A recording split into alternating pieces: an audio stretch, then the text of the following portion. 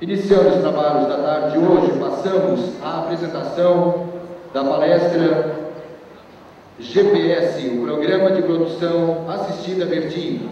Para falar sobre esse assunto, convidamos os seguintes palestrantes.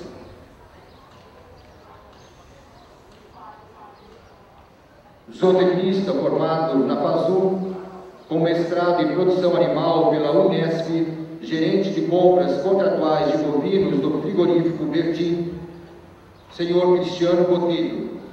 E convidamos também ele que atua em bancos de investimentos, corretora, convenção, responsável pela gestão de riscos agropecuários do Grupo Vertim, senhor Celso Afonso Filho. Boa tarde a todos. Gostaria, em nome da empresa Vertim, agradecer à BCZ e aos organizadores da Expogenética por proporcionarem este momento no qual nós vamos discutir a cadeia da carne, a produção, os elos da cadeia e a importância da comunicação entre os elos. Primeiro eu gostaria de comentar com vocês de onde surgiu o nome GPS, o porquê GPS. Na verdade, GPS é um conceito, não é uma sigla. Esse conceito vem exatamente para você imaginar onde você está, aonde que o mercado quer que você chegue e quais são os caminhos que o produtor tem que traçar para chegar nesses mercados, para alcançar esses mercados e com lucratividade. E o segundo ponto, uma brincadeira de marketing, né? Que a gente diz que o GPS é extremamente moldável, porque o Brasil é um país de grandes extensões, então não existe um modelo único de produção. Então o GPS pode ser gado produzido com sustentabilidade, genética produzindo lucro, o S de lucro, e enfim, grupo seleto, grupo de pecuaristas seleto. Então o GPS dessa maneira ele torna-se extremamente moldável à sua realidade. Existem algumas verdades que precisam ser ditas na atualidade. Hoje, a seleção, a produção e o mercado, elas se encontram distantes. Nós precisamos alinhar nossos pensamentos e colocar essas duas ou três pessoas sentadas mais perto uma da outra, para que conversem mais de perto. Esse problema, essa distância, nos traz alguns problemas financeiros para todos os elos. Se imaginarmos o GPS como um guia satélite, essa é uma das funções que nós queremos nesse programa. Além do pecuarista hoje encontrar 4, 5 mercados diferentes, e realmente ele está na encruzilhada, ele não sabe para qual caminho que ele precisa produzir, né? E a função, o conceito do GPS é que nós consigamos mostrar a esse pecuarista qual o caminho que ele deve tomar, para qual mercado que ele deve produzir carne, né? E assim a gente canalizar essa produção adequadamente. O grande desafio quando a gente fala em produção em pecuária nacional é a gente esquecer um pouco dessa imagem do pecuarista extrativista que não conhece o custo de produção e que, na visão da indústria, ele é apenas um fornecedor. Aí eu fui no dicionário e procurei qual o significado da palavra fornecedor, né? É aquele que fornece qualquer coisa, né? E no programa, o conceito não é a compra de qualquer produto, não é produzir qualquer produto, não é fornecer qualquer coisa, e sim uma relação profissional, passando do pecuarista extrativista para o empresário rural, que é aquele que conhece seu custo de produção, conhece passo a passo quanto custa produzir, quanto tempo leva para se produzir, e tratar esse pecuarista como um cliente. E aí, mais uma vez, lá no dicionário, a gente procura o significado da palavra cliente e a gente vê que é aquele que consulta um médico ou um dentista com frequência. Por quê? Porque confia. E essa relação de confiança, que ela está perdida dentro dos elos da cadeia. Essa relação de confiança que precisa existir nessa união, nessa linha de pensamento no qual o GPS está traçando. E tratar esse pecuarista realmente como parceiro, que é aquele que tem uma parceria, que é aquele companheiro, né? Uma relação realmente de confiança. Com isso, a Bertin criou 2 departamentos: o departamento de compras contratuais, do qual eu sou responsável, e o departamento de riscos agropecuários, do qual o Celso Filho, que vai dar sequência na minha apresentação, é responsável. Imaginando uma relação mais sólida,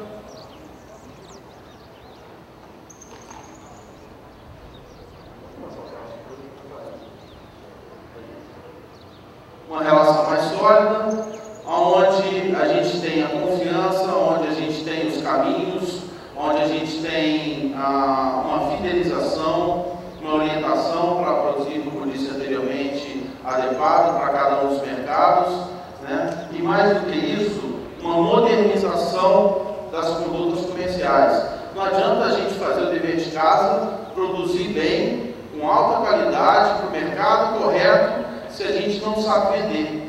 Então, essa modernização das condutas comerciais, através de contratos que geram previsibilidade, que geram segurança aos parceiros, são extremamente importantes dentro desse conceito GPS. A história do departamento. Até 2006, a Bertin tinha aí dentro da sua estrutura, abaixo do diretor superintendente, que é o vice-presidente, tinha um departamento de compra spot, departamento de compra de balcão, que é a maneira com que até um pouco tempo atrás vinha se comprando bois do mercado, né? Cada uma das unidades, das 14 que nós temos, tem um gerente de compras local e compradores que são subordinados a ele. Em 2006, começando essa modernização, através da contratação do Celso Afonso Filho, começou uma demanda grande pelo mercado de boi a termo. Esse mercado, eu acredito que o Celso tenha fechado 30, 40 mil bois em 2006, passando para 180 em 2007 e praticamente 300 mil bois em 2008. Então, a necessidade de incorporar esse departamento, deixando o Celso com uma função bastante focada no mercado e uma pessoa para coordenar uma equipe técnica e uma equipe comercial para que houvesse realmente essa orientação do pecuarista, que passamos a ter essa estrutura. Então, hoje nós somos o departamento de compras, ele está dividido em 3 situações: uma compra spot, uma compra contratual e a compra ao mercado, riscos agropecuários, que nos dá suporte financeiro e mercadológico. Se a gente explorar um pouquinho mais essa estrutura do departamento de compras contratuais, nós imaginamos que seria de extrema importância uma equipe técnica a campo para conversar com o pecuarista no dia a dia, entender com ele quais são as reais necessidades de produção e mostrar para ele um pouco quais são as realidades de mercado, apesar de toda a volatilidade que nós vimos hoje com algumas palestras, mas mostrar para ele quais são os caminhos e a intenção aí de todos os mercados, passando por uma outra fase de relacionamento e uma pessoa que administra os contratos, que está diretamente ligado ao atendimento do pecuarista na Bolsa de Mercado Futuro. Se a gente explorar um pouquinho mais, para a gente entender como funciona o GPS, nós temos hoje um coordenador de equipe, que é o Lucas Ferriani, coordenador técnico, e o projeto piloto, que inicia aí com uma pessoa no Mato Grosso do Sul, o Cristiano Leal, passando pela Mariana Abate, no Goiás e Minas, e a Thaís em São Paulo e a outra metade de Minas. Nós passamos também a preocupação nossa, não só neste momento, nesse projeto piloto, é dar continuidade ao programa GPS. Por isso nós fizemos uma seleção aí de 5.000 trainees, dos quais 7 foram avaliados e contratados para o programa, que estão distribuídos nas demais plantas do Brasil. Esses trainees, dentro de 2 anos, eles estarão aptos a assumir aí as funções dentro do departamento técnico. Quais são as estratégias que a gente tem hoje para tratar, importantes para tratarmos? Realmente o atendimento com o ABC dos clientes, né, no qual a gente pontualmente, dentro de cada planta, dentro do perfil de cada um dos clientes, a gente tem um atendimento focado, uma realização de eventos, palestras, dias de campo, acompanhamento de processo de certificação, é um serviço também que estão disponíveis dentro do programa GPS, acompanhamento de abate e de romaneio individualizado, programa de bem-estar animal, treinamento de equipe de transporte e, além de tudo, um programa de produção para mercados específicos. E o mais importante disso tudo, que talvez venha de encontro com essa imagem antiga, né, do pecuarista com o frigorífico, dessa relação desgastada, que é exatamente a frase entre parênteses que nós colocamos cartas na mesa. Nós estamos dispostos e já estamos realizando visitas a propriedades, encontros em escritório, exatamente para discutir quais são os destinos, discutir quais são as relações comerciais, dizendo que seria uma relação de ganha-ganha. Até onde que o frigorífico pode chegar, até onde que o pecuarista, dentro das suas realidades, pode ou deve receber pelo animal a ser comercializado. Mas lembre-se, nós estamos falando de pecuaristas, empresários rurais, que realmente conhecem o custo de produção. E a visão de futuro, eu acho que isso não é novidade para ninguém.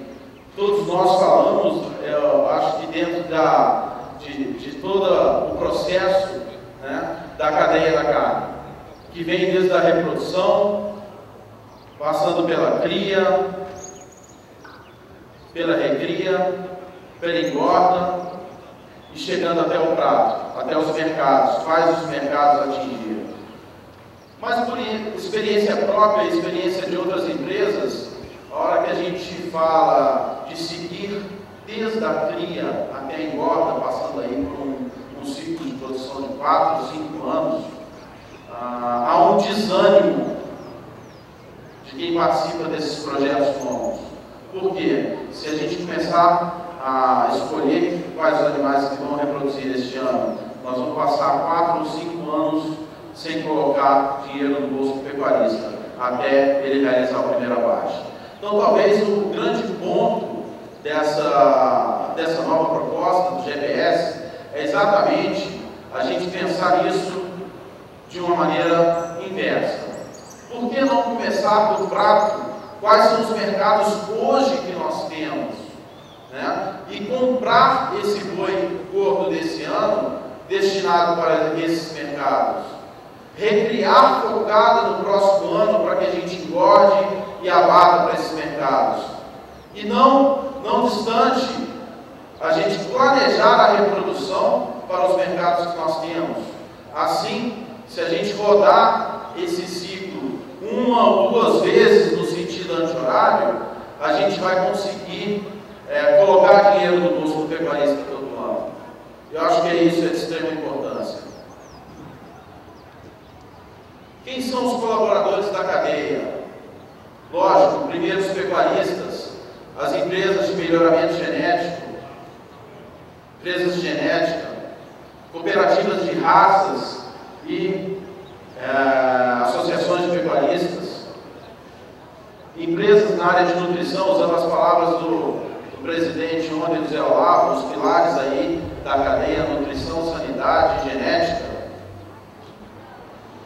Mais uma vez aí o ponto de sanidade animal e laboratórios de extrema importância, que foi colocado ontem.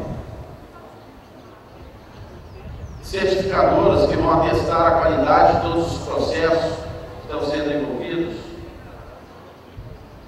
E, lógico, todos os consultores, as assistências técnicas, as empresas que cuidam aí do dia a dia das propriedades e dos caminhos que elas devem tomar. Mas não adianta o frigorífico imaginar que ele consegue fazer isso sozinho, ou mesmo que a gente tenha uma imagem dessa. Um desses elos trabalhando sozinho, os outros todos não é mais para a esquerda, não é mais para a direita, é um pouquinho para frente e para trás. Né? Nós não vamos chegar em lugar nenhum. E sim, se a gente organizar esse trabalho de uma maneira que todas as empresas participem juntas.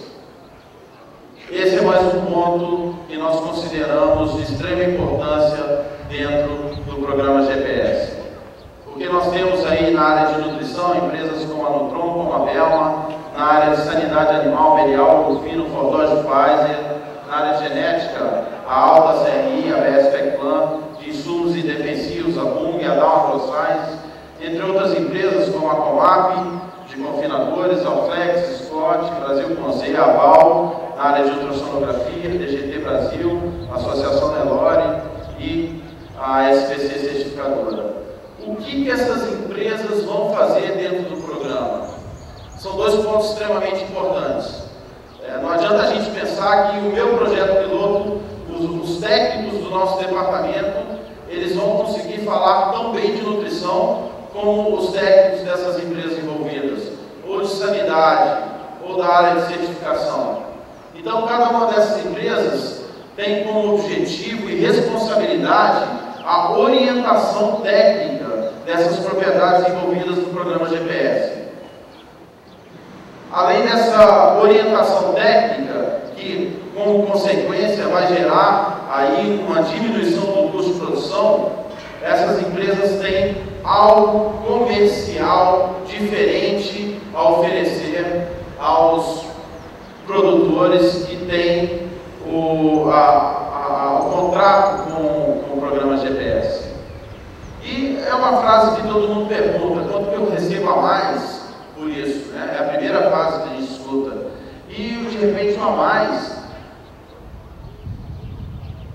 é algo que não evoluiu geneticamente, né? E que realmente não tem como se pagar a mais.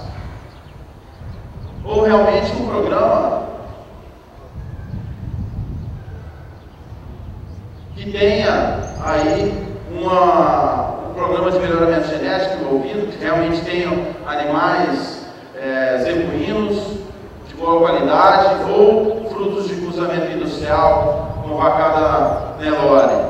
Né? Então, esses programas realmente talvez a gente consiga atingir alguns nichos de mercado e pagar diferenciado. Mas como que a gente vai fazer com aquele produtor lá de cima que não tem tanta qualidade? Nós precisamos tentar ajudar ele a diminuir o custo de produção. Né? Então a gente pensa num novo conceito de a mais, no qual, para os nichos de mercado, realmente a gente tem um valor agregado lá em cima, o a mais. Ou para outros mercados, que a gente tem esse a mais embaixo, diminuindo o custo de produção.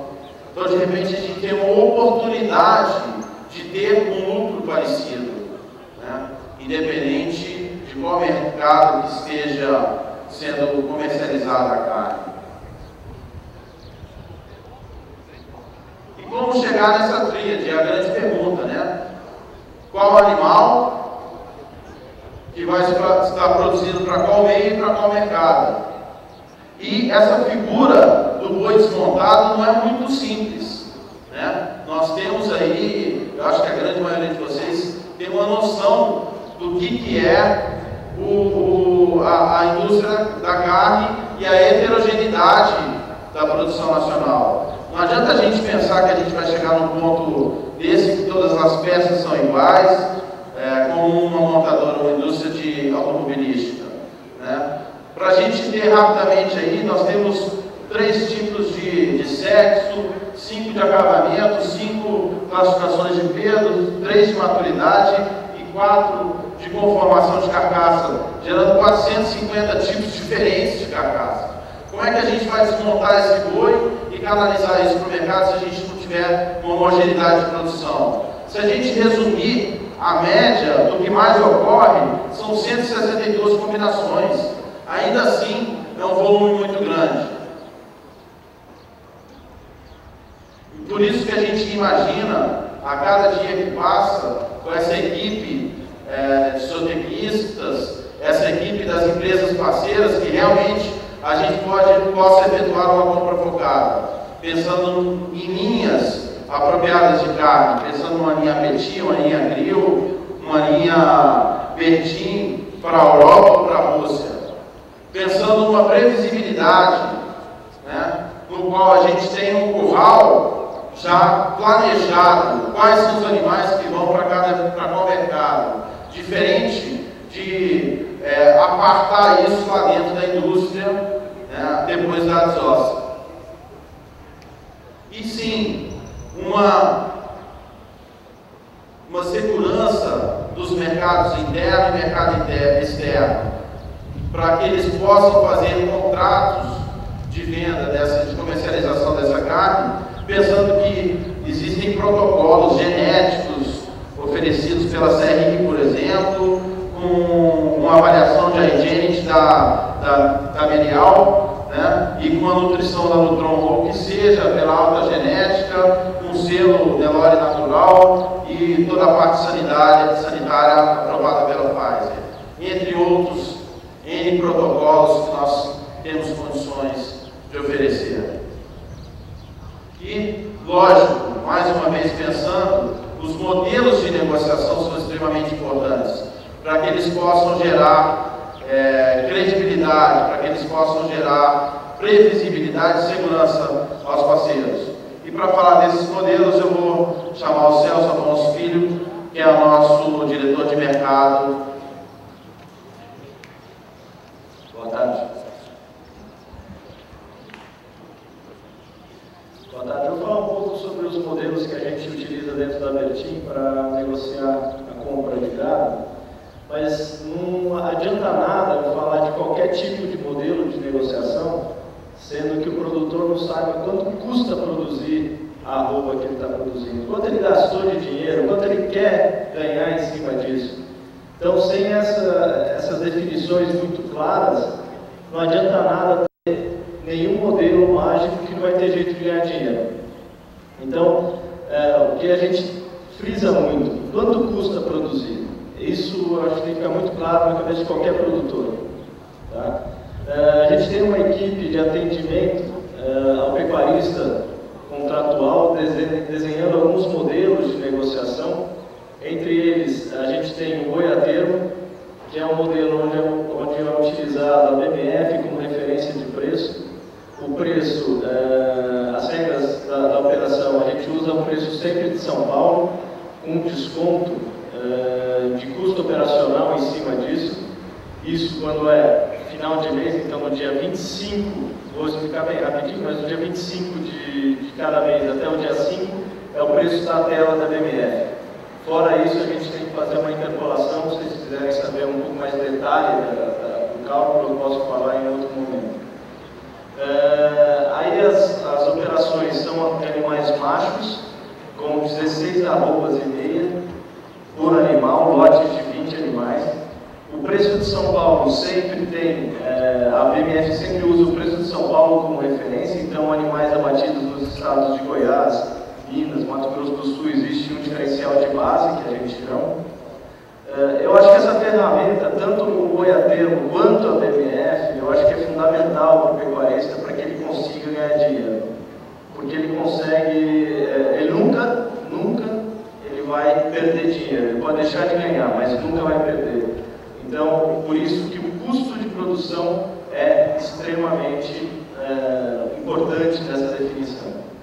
Então, depois das operações de mercado futuro, quem não tem perfil para esse tipo de negociação, a gente tem alguns modelos de fidelidade, quando o pecuarista ele vai abater pelo menos 80% 80% da produção nacional dele, da produção anual dele, ele ia bater com o frigorífico Bertin, ele ganha uma bonificação por fidelidade, ele ganha uma bonificação por distância, então quanto mais perto do frigorífico, melhor o pecuarista vai ser bonificado.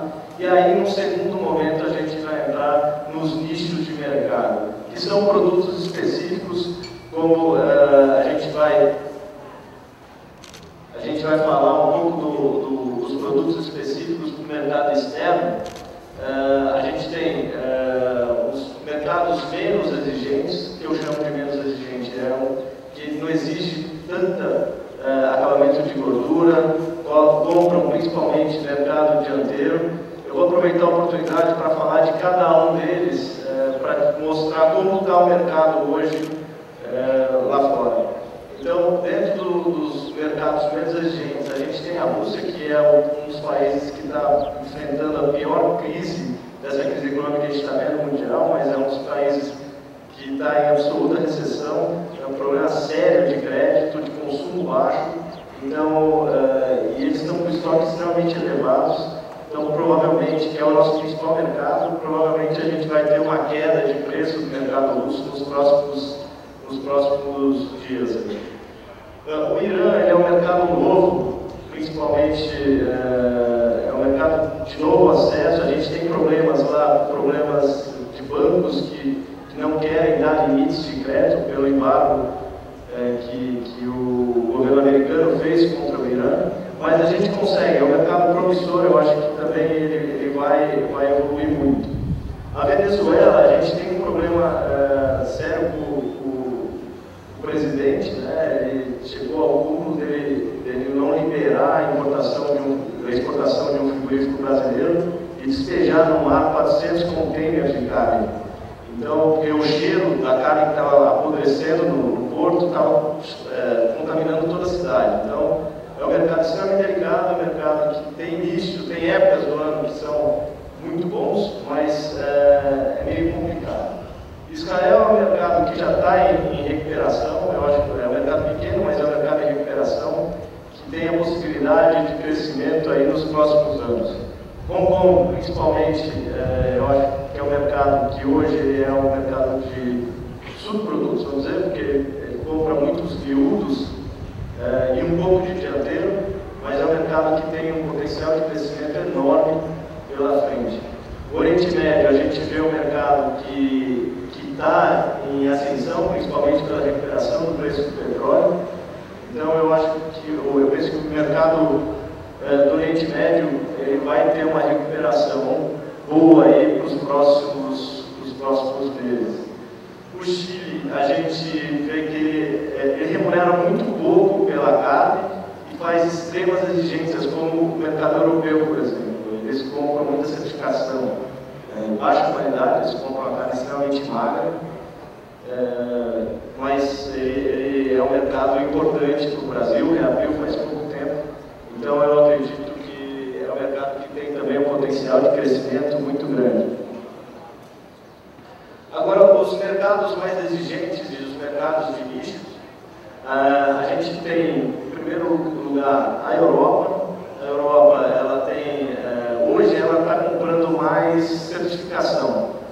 Ela está comprando brinco, não está comprando qualidade, ela não está exigindo qualidade, apesar de existir cotas especiais para carne de alta qualidade, mas hoje ela não está preocupada muito com isso, e sim com a rastreabilidade. Então, é um mercado que também está enfrentando problemas econômicos sérios. A Europa, os números da semana passada do PIB já deram uma recuperação, então é um mercado que a gente acredita que pode voltar a ser extremamente aquecido, tirando o leste europeu, que junto com a Rússia está enfrentando os problemas sérios, mas o restante da Europa está andando bem. E a gente também depende de números de fazendas aprovadas para ver o prêmio que vai se pagar. Mas é um mercado que eu acho que é muito promissor.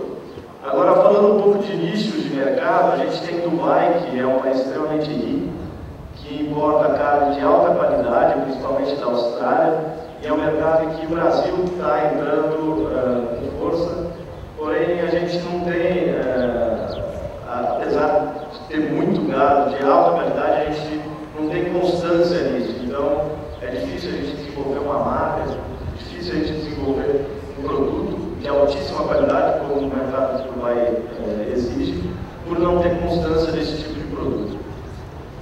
O Bahrein também é o mesmo perfil, é um país extremamente rico, que está entrando no conceito de steakhouses dentro do país, o petróleo recuperando, então a gente vê que tem um potencial de crescimento enorme para isso. Israel, ele é um mercado que leva praticamente o dianteiro, mas ele tem um nicho de mercado específico que remunera certas ecosistemas muito bem.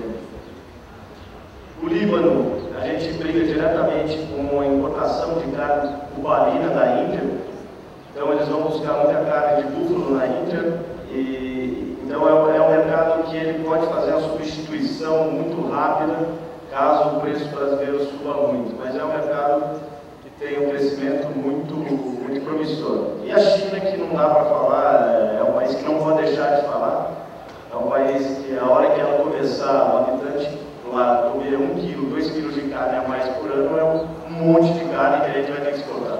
Então é um país extremamente promissor, que eu vejo a China, a gente tendo um crescimento muito grande nos próximos anos. Então, para acabar o mercado externo, a gente tem alguns problemas pontuais, mas eu acredito que o segundo semestre vai ser melhor do que o primeiro. Agora, no mercado interno, a gente tem essas linhas, que são essas linhas que a gente diz que vai comprar focado, que são a linha Petit, que são animais jovens, animais de acabamento de gordura no mínimo de 4 milímetros, são animais de alta qualidade. A Grill e a Super Grill são carnes que é o top da nossa linha, que a gente também desenvolve bastante, e é foco restaurante, hotéis, é alta gastronomia. A Bertin, aí tem a dama dentro da Bertin, que é a carne de baixa qualidade, que é, não pode dizer de baixa qualidade, mas é a carne de menos qualidade da Bertin. Falando um pouco agora de mercado interno, a gente viu um agosto totalmente atípico dos últimos, sei lá, 5 anos. A gente tem que pontuar algumas coisas do mercado interno, que é, primeiro, essa gripe suína. A gente viu que as escolas, com 9 milhões de alunos no estado, na cidade de São Paulo, que ficaram fora das aulas, estão voltando hoje. Isso não representou um aumento expressivo no consumo, mas eu acredito que possa voltar. Por quê? Porque não foram todas as mães que levaram seus filhos para a escola. Se você pegar nas cidades grandes, muitas crianças, eles almoçam, comem carne uma vez, que é na hora do almoço. Então, a hora que isso voltar, eu acho que pode voltar um aquecimento do mercado.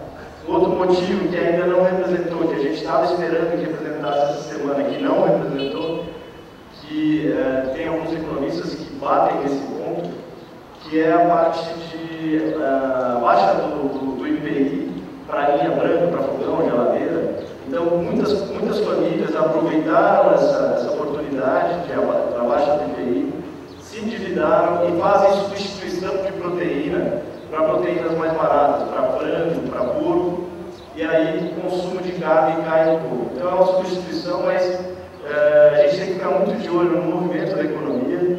Eu, particularmente, acredito que a gente possa ter uma recuperação no segundo semestre, agora que já está, mas a partir de setembro, principalmente que a gente vê o mercado de animais confinados. O futuro caiu nos últimos dias e a gente vê que não tem muito incentivo. A gente, um dos nossos parceiros, o Nutron, disse que pode ter uma quebra grande aí na parte de confinamento. Então, quem está em dúvida em confinar, eu acredito que seja uma boa aposta.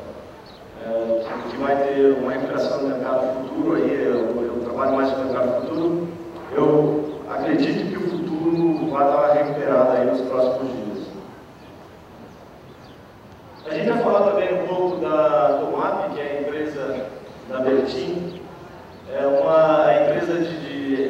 pecuária da Bertin, que ela tem atuação no mercado de cria, recria e engorda.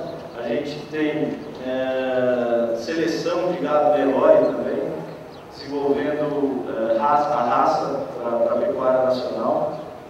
E a gente tem estratégia de atuar no mercado brasileiro, produzindo matéria-prima para todas as empresas do grupo, fornecer estrategicamente matéria-prima para as empresas do grupo, oferecer escala e qualidade. E também fornecer produtos para mercados específicos. Então, quando a gente fala em desenvolver um produto com carne de alta qualidade, é aquilo que eu falei atrás, a gente não adianta não ter constância. Então, a Comap, a gente tem essa estratégia de desenvolver produtos para mercados específicos.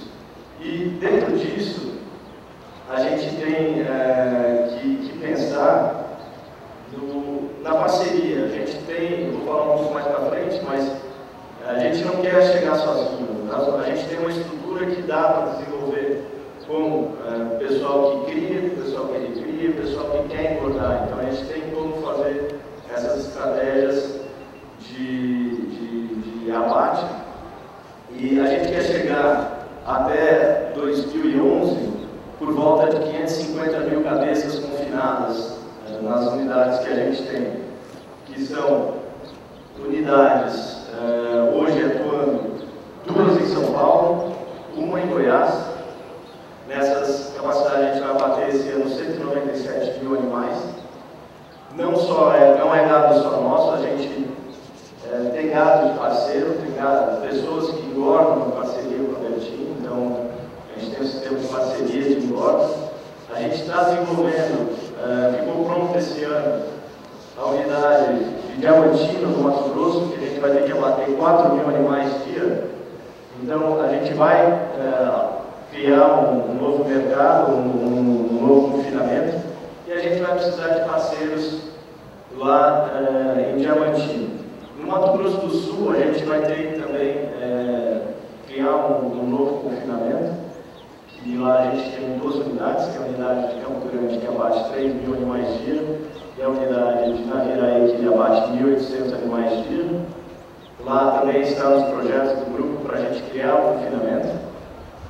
E tem a unidade de Tuiutaba aqui perto, que a gente abate 1.200 animais dia, que a gente também tem no projeto de criar essa unidade de confinamento. Mas como que funcionam essas parcerias?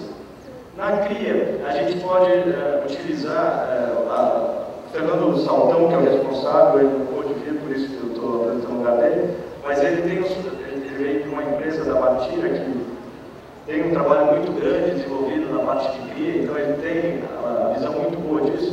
Então a gente busca parceiros pecuaristas que fazem a cria e que eles exigem que ele cumpra todo o protocolo sanitário que os nossos parceiros do GPS estão fazendo. Então ele vai conseguir produzir o bezerro mais barato.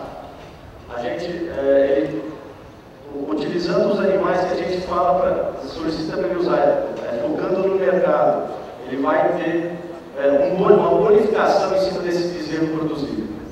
Então, na parte da cria é isso. Na parte da recria, a gente tem que comprar animais para os nossos confinamentos.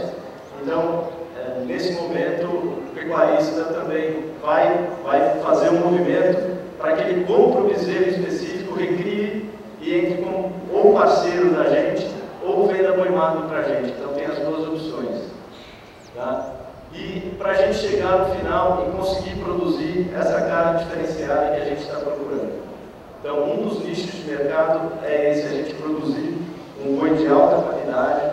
Vai ter mercados como Rússia, como Venezuela, etc., mas a gente também está focado em mercados europeus, mercados de alta qualidade do Brasil. Então, maiores informações, se precisarem